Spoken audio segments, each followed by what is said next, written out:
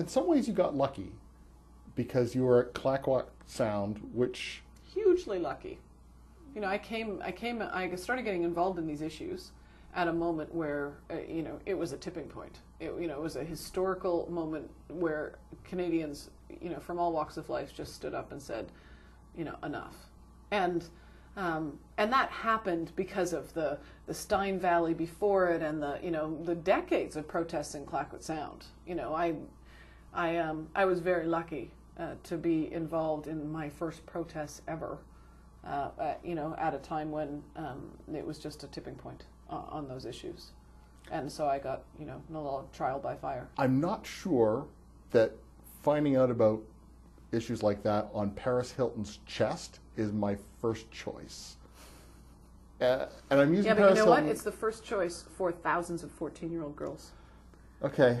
And that's the... Like, I hear you. Yeah. And Leo DiCaprio, I was like, yeah, the guy's smart. He's always been very savvy. He's got the real environmental chops. He's got the brain to handle it.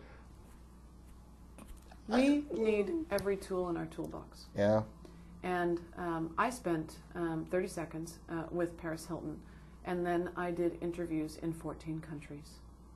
And during those news interviews, I got to talk about the state of Canada's forests and why we needed to protect more forests and how we were on the verge of logging all of the caribou habitat in the country. And 48 hours later, I got a call from someone in government saying, oh, for Christ's sakes, first it's DiCaprio, and now it's Paris Hilton, and then it's Victoria's Secret. We have to talk. Okay. It works. Yeah. And we can be cynical about it, and we can, you know, oh, she doesn't really understand the issues. I don't really care if she understands the issues.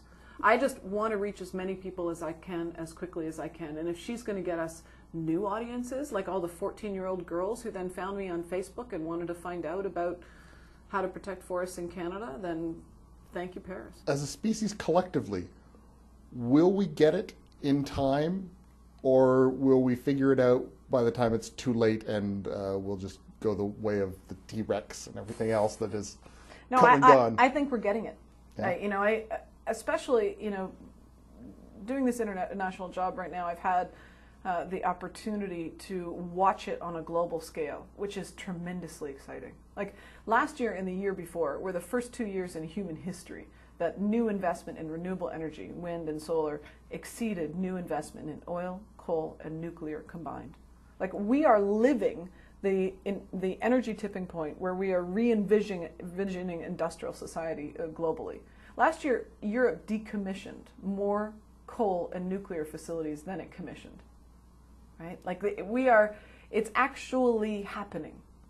You know, when we started these studies at Greenpeace, this year we looked at renewable energy policies just as a metric. Like we're trying to figure out what's happening and where.